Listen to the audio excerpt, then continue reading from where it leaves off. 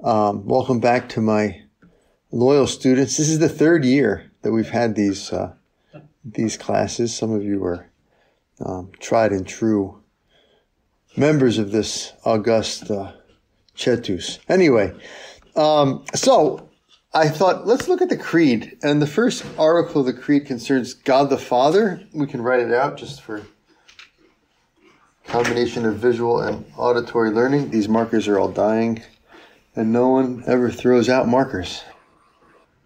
This is the Nicene Creed. We recite it in Mass every Sunday and on solemnities. I believe in God the Father Almighty. Let's get the accurate. Maker of heaven and earth, of all things visible and invisible.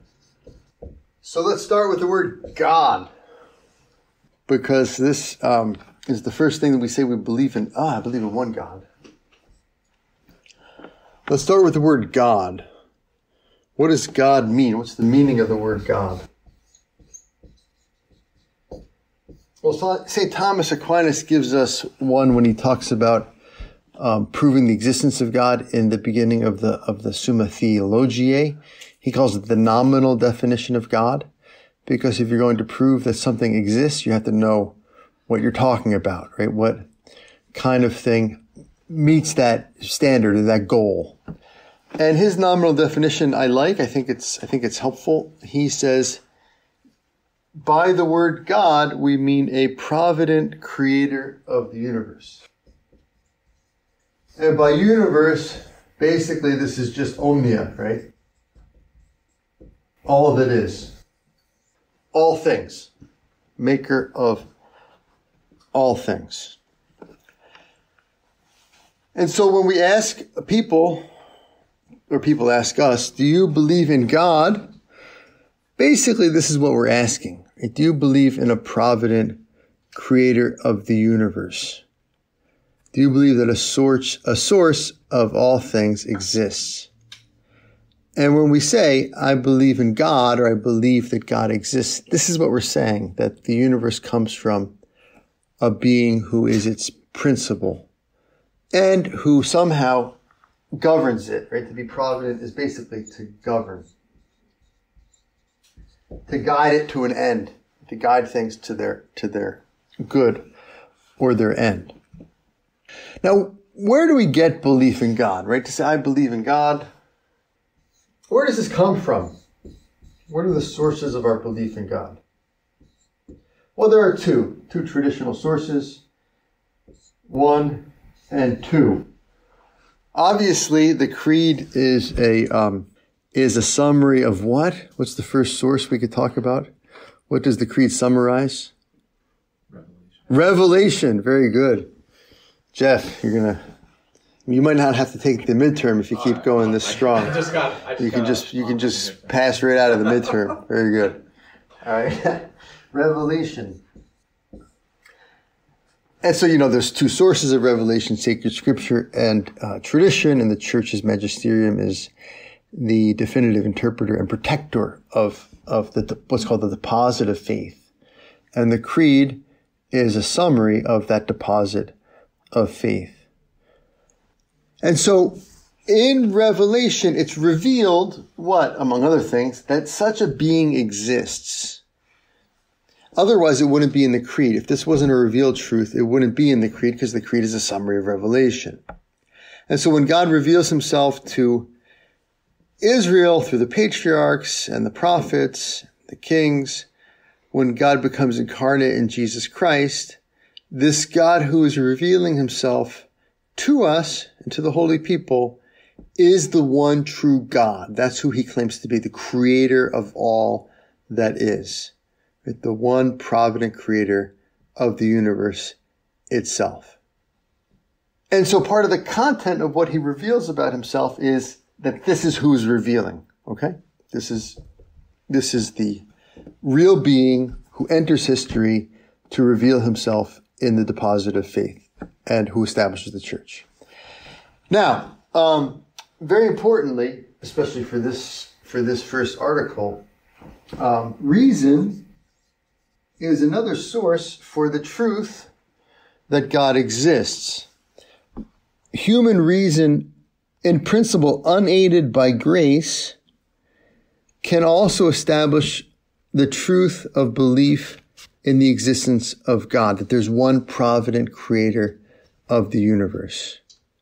Without revelation, without an explicit appeal to faith, one can come to know simply by using your mind that God exists. This happens, I think, in two basic ways. One is more, well, they're both kind of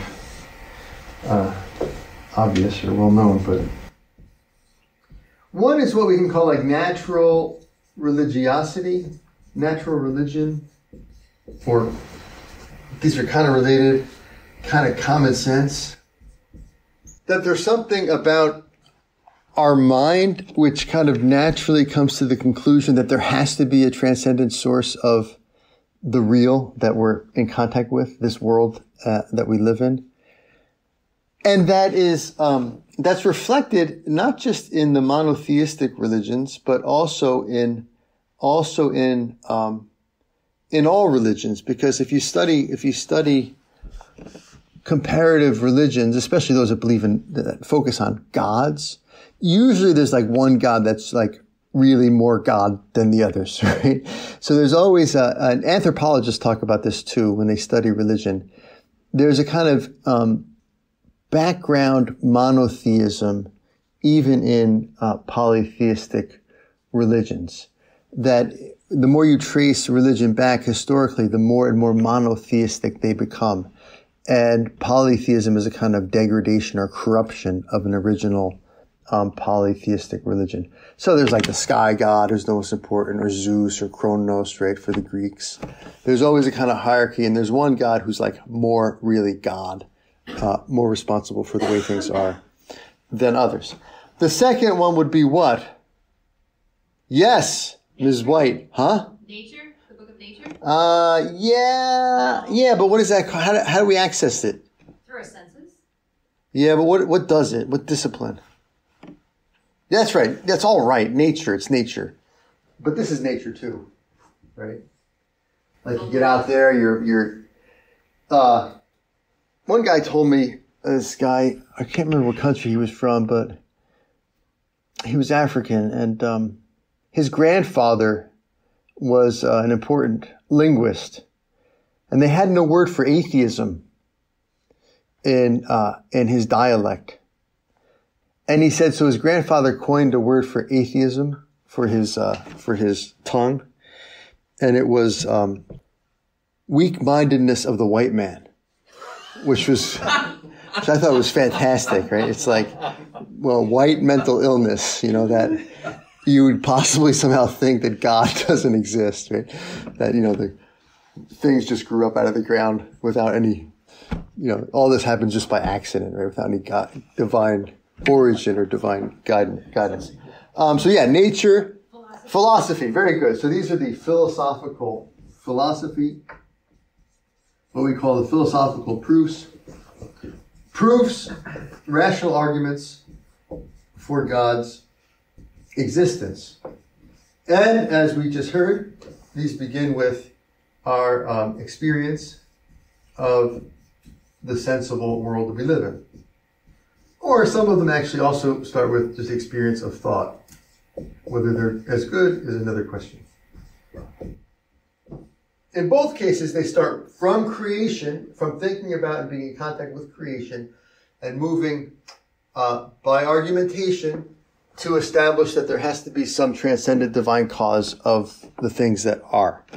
This actually is another cool thing. So just like we know this is, it's hard to explain what's cool about it, but I believe in God, a provident creator of the universe, is revealed, even though it's also accessible to reason. But what's also revealed is that the existence of God is accessible to reason, which is pretty cool. God reveals to us in the Bible, and the church teaches it, that human nature, and specifically the human mind, can come to a certain knowledge of God's existence. This is taught dogmatically in Vatican Council I. Here's the short quote. from Vatican Council I at the end of the 19th century. It's a very powerful language. The one true God, our Creator and Lord, can be known with certainty by the light of human reason from things that are made. Right? This is in St. Paul. It's also in the wisdom literature in the Old Testament. Which I always thought was kind of neat, that God reveals to us something that, not only something that we can know on our own, but that we can know it on our own.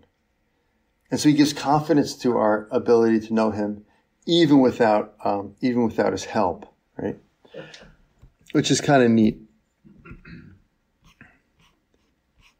Now, Thomas Aquinas takes this a step further, which is very interesting. I just discovered this summer.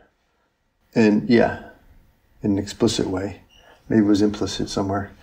So this relationship between reason and revelation and our ability to know God, Thomas Aquinas says our natural ability to know God is at the ground of the possibility for receiving revelation at all, in a way that's understandable. This is all in Fides. This is all themes that you find in Fides et Ratio, sure. So basically, Thomas says the possibility of revelation, right? The very possibility of knowing God through faith, right? That supernatural power to know him, right? By revelation depends on our natural ability to know him. Not necessarily that we know him naturally, but our capacity to know him naturally. Which is kind of neat. Why would that be the case? Well, because unless this word God, right? If the word God didn't make natural sense, then when God showed up and said, hey, I'm God revealing things about me, myself to you, isn't this special? We'd be like, what are you talking, right? It'd be like gibberish. It wouldn't only be like, some people use the example, well, if you had to describe colors to a blind person, that would be really hard. I think it'd be more like describing colors to a blind dog, right? Talking to the dog about, what red is like or orange. So it's just, there's no ability to communicate unless in the recipient of the communication, there's some connection, right? There's some intellectual connection. And so if God showed up and said, I'm the one true God, right? Like he does to Abraham and Moses and all those people, who created heaven and earth. And we had no conception that there could be such a thing, or that we could know that made any sense. Well, then revelation wouldn't have any hold in our soul. Because this knowing God through faith is not just a supernatural thing, but it's a thing that builds on our nature, right? Grace perfects and presupposes nature.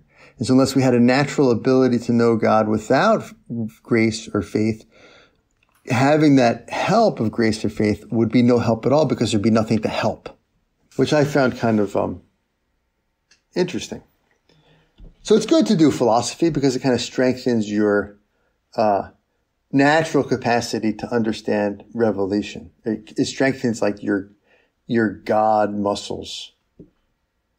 Yes. Is that just building on we're made in the image of God? Yes, I think that's where it comes from, right? Really what it's building on for Aquinas is the universality of the mind and the will.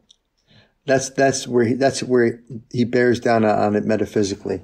Basically, he says in this one article, he says human nature has an immediate ordering to God because our minds are open to the universal, right? All things.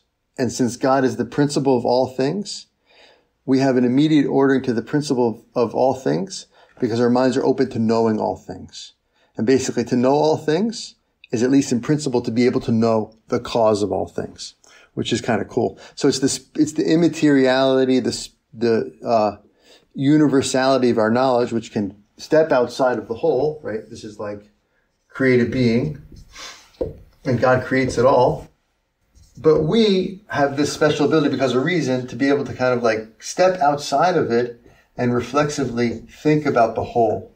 And in thinking about the whole, we also have the capacity to surmise that it needs some source or principle. And so this openness of our mind, especially, right, I don't want to say the brain, but the intellect, the openness or the ordering of the intellect to omnia, to all that is, gives us an ordering also to the principle of all that is, right, God. And without that, faith wouldn't make any sense, because unless this was happening, when he comes down and says, hey, here I am, it would be like, here, who is? It doesn't make any sense at all, right? It would be inexplicable. Faith wouldn't be understandable. Okay. Any questions besides the one that we had? Great.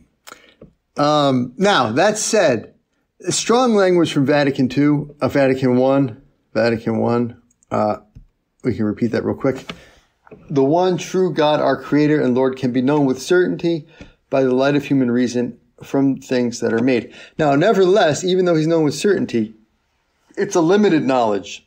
So just because we can know him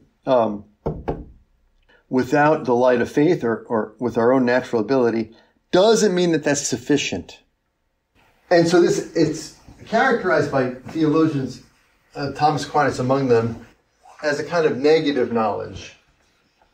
So the natural knowledge of God is intrinsically limited.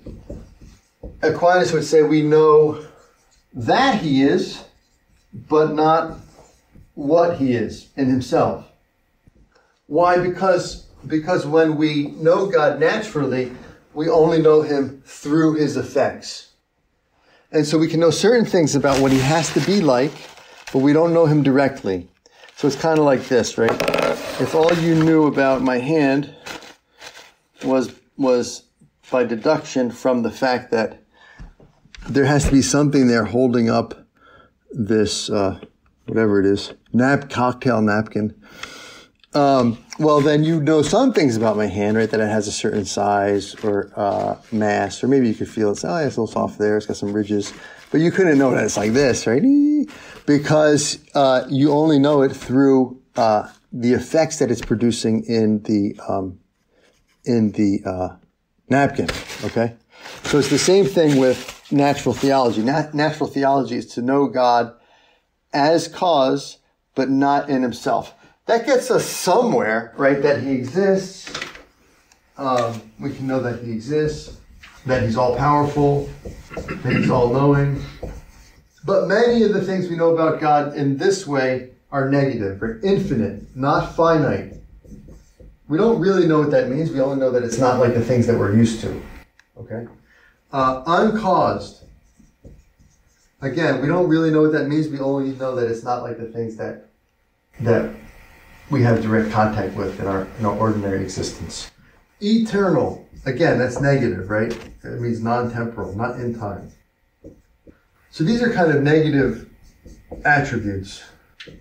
And so this is important, and saints and theologians are constantly kind of hammering this home, that we know less about God than we know about God, and God is less like creation than he is like creation. God is more different from his creation than he is similar to his creation. And so we get phrases, very nice phrases from like St. Augustine, who says, if you can grasp it, it's not God, right? Sorry. Right? St. Augustine. I don't know who came up with this one, but St. Ignatius of Loyola liked it. Deus semper maior, right? God is always greater, right, than anything there is or anything you can conceive, right? God is always beyond, always greater. And then, of course, there's St. Anselm of Canterbury. God is that than which nothing greater can be conceived. I hope I got that right. Something like that. And so if you can think of anything and you can think of something a little bit better, well then what you're thinking of is not God. It's always better. It's kind of a more formal statement of these two, right, with regard to thinking about God. Okay. Yeah. I'm trying to tie together the notion that the natural knowledge of God is limited, and yet we know from it that those three things you wrote up, that he exists, he's all-powerful and all-knowing. Right. I can understand he exists, but how about the all-powerful and all-knowing? Yeah, so this takes philosophical argumentation. I'm just positing these things as fait accompli. But yeah, so all-powerful, Aquinas would say, if you understand what creation is, we're supposed to get to that. If you understand what creation is, that it's to make something out of nothing. Well, Aquinas thinks that non-change, I was going to talk about this, it's not actually a change, that transition from nothing to something, presupposes infinite power. The other thing you do here is what you do is, how does this work? One of the proofs for God's existence is that we'll say that in finite things there's always a composition of act and potency, or act and potential, and then the argument goes up to God, who is pure act, right, and infinite act. And so from there, if he's infinite act, he's infinite power. If he's the source of intelligible things, he's knowing, and there's nothing that limits his knowledge. And so once you get God's infinity and his simplicity, which are kind of connected, that nothing from the outside can limit God, well, then you get the sense that any positive aspect that he has to be maximal, right?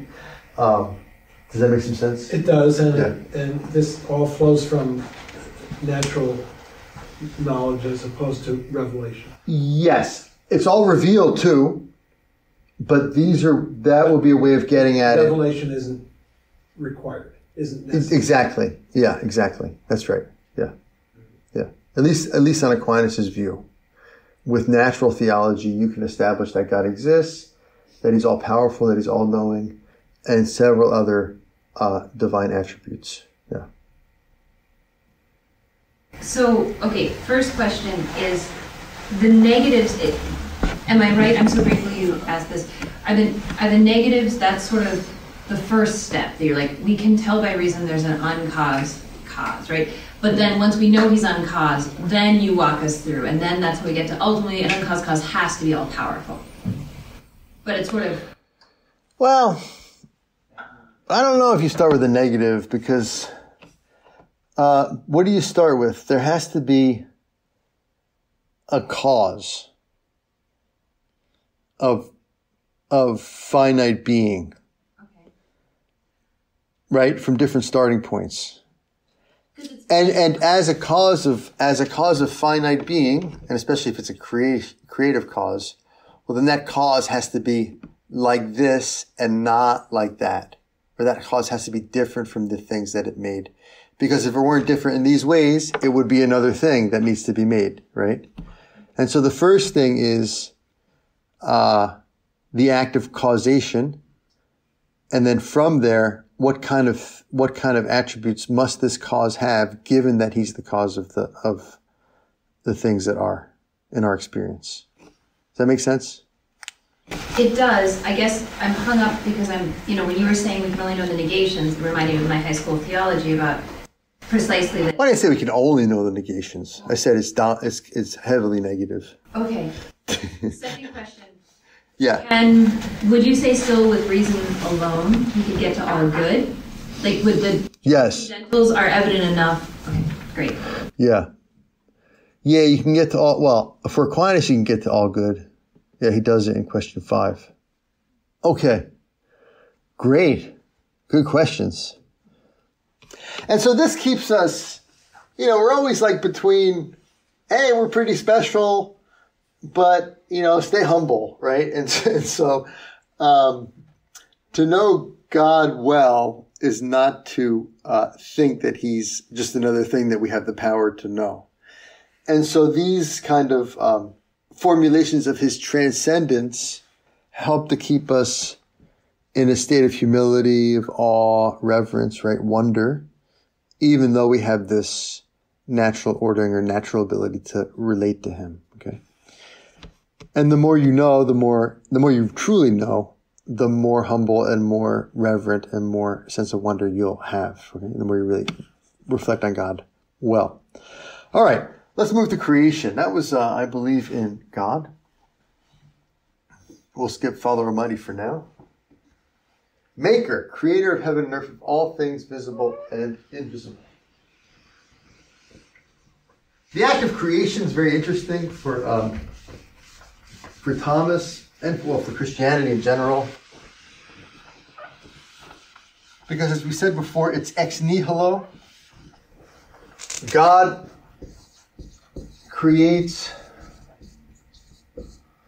the universe, right? Everything else that exists, ex nihilo, out of or presupposing.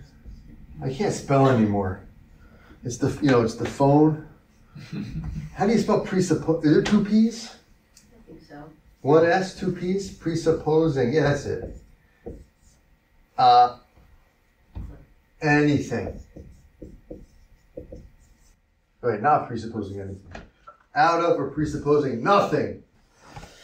Now, a cool thing that Aquinas says about this that helps us to understand what this means, ex nihilo, is that he says creation is not a change. The act of creation is not a change. Why? Because a change is always from potency to act, but for there to be potency, there has to be something. So it's like cosmically, like a change. Yeah.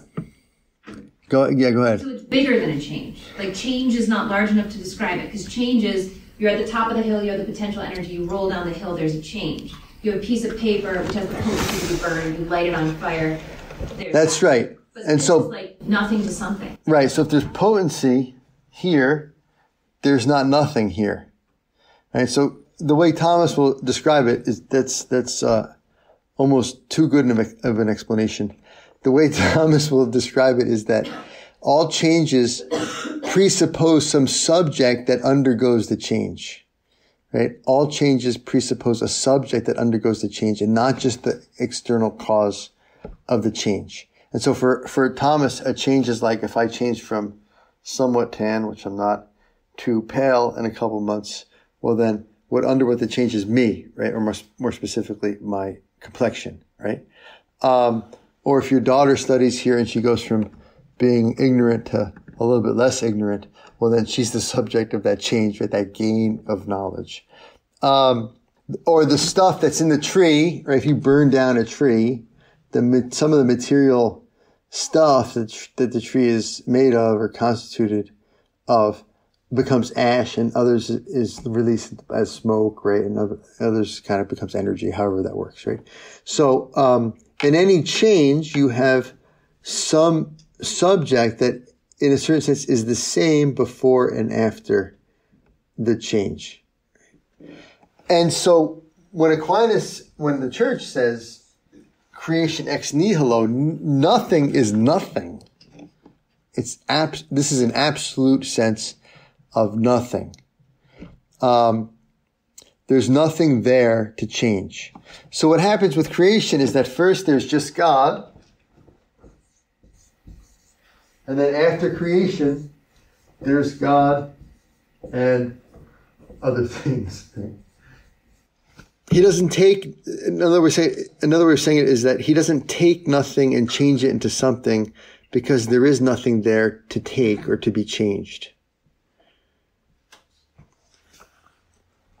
A corollary of this, if you understand that he doesn't presuppose anything or do something to anything when he creates, a corollary or consequence of this is that God has to continue giving existence to whatever is not God. Right? God has to continually give existence to whatever is not God. And so we distinguish between creation. When we say creation, many times what we're referring to is the first moment of a previously non-existent worlds or things existence. Right? That first moment of creation. But conservation is basically the same activity, but just extended in time. Right? This is called divine conservation. Divine conservation is God's continued granting of existence to the same world or thing. So thank you for that. Thank you for debunking the divine clockmaker. Right. This is why, we're not, right, exactly. So that really confused me when I was younger. And I was like, did God just... No, is that so what we believe? God I didn't can't, understand no, that. since he creates out of nothing, he literally can't just create and walk away. Because there's nothing to walk away from outside of his act of creation. Yes. Have we stepped into theology? No. Or this is still pure philosophy. For Aquinas, yeah. Well, no, this distinction, yes, we've stepped into theology, maybe. How do I put this? No, when you step in theology is when you say, we know for sure that there's creation and not just eternal conservation. That's really when you step in theology. For Aquinas, the mind can conceive of both possibilities, but can't definitively argue any one just on philosophical grounds. Revelation tells us, for Aquinas, I disagree with him here. I think an eternal past universe is actually impossible and therefore can't be done even by God. I think there's good arguments for that in philosophy. Aquinas doesn't. If you think about the world being dependent on God, the way the Bible teaches it is this, right? That in the beginning, there's a moment when all existence begins, right? That's the moment of first creation, right? And then the universe develops, but it's got to be sustained by God's conservation, as we just explained, because there's nothing there outside of his creation to leave alone. So he creates it with certain natures and certain laws, and it has a certain relative autonomy, but it all depends on his creating it with those natures and those laws and giving it existence, okay? The other possibility would be something like this. God is outside of time, so he's always existed and always will exist. He's not even measured by time, so these arrows are kind of funny for him. And so might it not be possible for him to always be creating the universe, and instead of the universe beginning in a certain time one, which we call the moment of creation, and ending really never, but it's going to end, this order will end, but something will keep coming. Couldn't it be possible for there to be an infinite past and a potentially infinite future? And God is just always, right, creating / conserving it, but without a first creation in time. Aquinas says either one is possible for God to do, and you cannot argue definitively just with reason for one or the other, but it's been revealed to us that this is the true one. Other philosophers, and I tend to agree with them, say actually no, this entails a kind of impossibility or contradiction. What is that impossibility or contradiction? I'm glad that you asked. Basically, I think if this is true, right, well then in any given moment, there's an infinite series of past moments behind any time one. There's an infinite past behind it, right? But that's real time. That's not just potential time. And so if I go back to like time one minus 8 cajillion, right? Well, behind that that time 1 minus 8 gajillion, there's another infinite behind it, right? Because we're talking about no beginning, no temporal beginning. I think that's impossible because you can never have a present, right? You could never get from anywhere to now unless you had a starting point. Thomas doesn't think that they're real moments, but that doesn't make sense to me. I think there has to be some sort of real multitude of continuous moments, right? So I hate to disagree with Thomas, but I just did.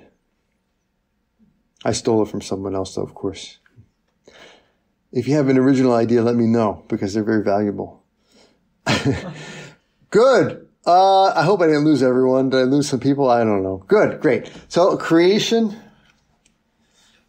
is neat, right? Because it's not a change, and it presupposes that God keeps doing it. Example I like to use is, okay, this has the ability by itself and with the table to be there, right? And there it is. It can stay there. And I can take it and move it over here. Now, I'm the cause of it having moved from there to there, but it doesn't need me to continually keep it there. Because in itself, it has the power to stay there, right? Now, if we talk about here, at least in this universe, in this world, right here, it needs me to hold it there. Because it has no power on its own, right? There's nothing in it which allows it to stay here without my continual holding it here. And if I let it go, I let it go. And then it goes somewhere it can stay on its own, right? It's kind of like this sentence. If I'm speaking this sentence, the printer turns on. No. If I stop speaking this, the sentence stops existing, right? That's like God in creation. Right? There's no thing there that he can just like change and let go, right? There's no power that it has on its own outside of the powers that he gives it. Okay, good. All things visible and invisible. This is very important.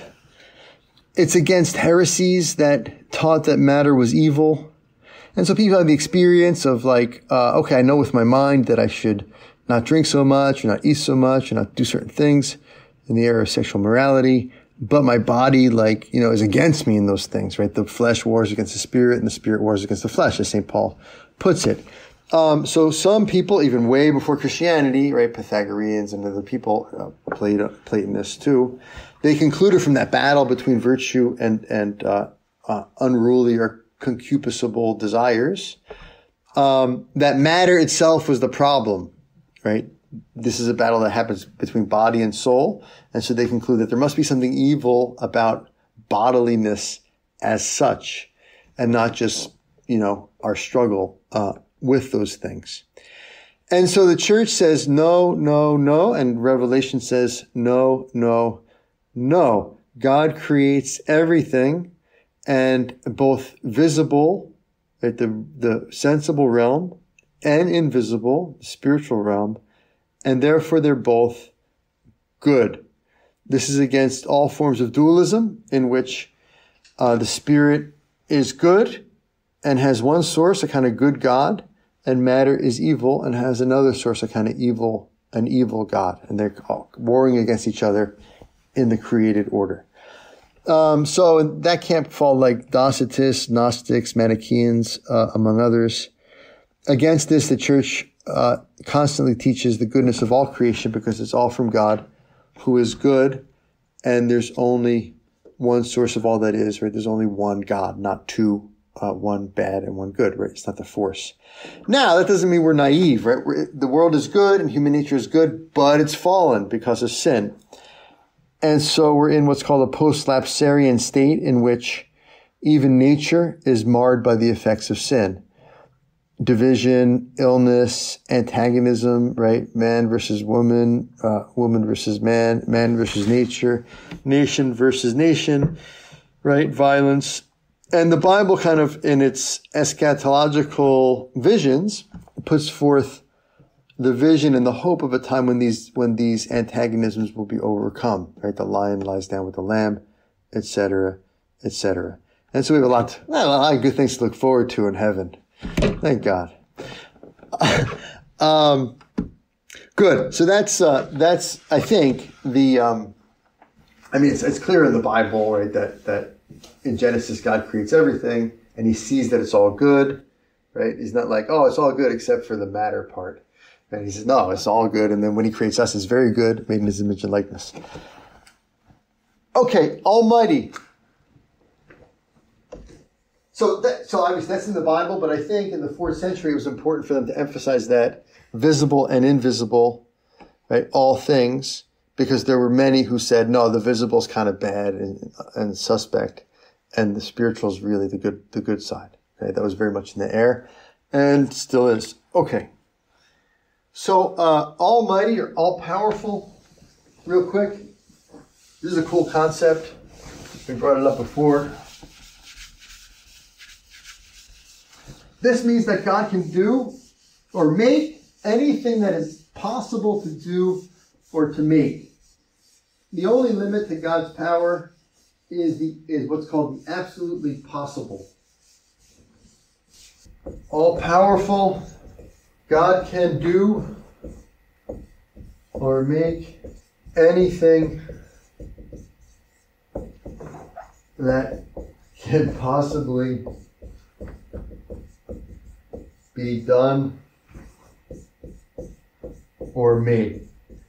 All right, so what's the exception? The only exceptions are what we can call logical contradictions or absurdities. And the good news is these are not real things, right? These are not really things. They only seem to be in our speech. So what's an example of this? A squared circle, right? Can God square the circle? No, because it's not a thing to be done, right? It implies a contradiction that a circle would be a circle and not a circle at the same time and in the same respect, or that a square would be a square and not a square in the same time in the same respect. This is very important. It's called the principle of non-contradiction, the PNC, not the bank, but the principle of non-contradiction, which states very clearly, appears first in Plato, I believe, in the Republic, and then Aristotle makes it more explicit. It states that a thing cannot both be and not be at the same time, and in the same way, or in the same respect.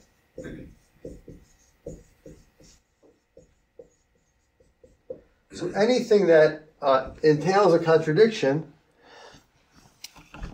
not only has to be false, but can't exist, right? It just literally can't exist. And so to say that God can't do it is not a limitation of his power, because it's not a thing to be done. It's nothing. It's just words, like a square circle. Or can God make a rock so heavy that he can't lift it?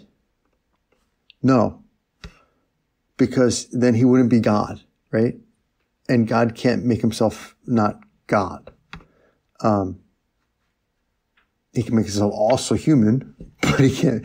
But in his divine nature, he can't say, "Oh, I quit being God," right? Because God has to exist.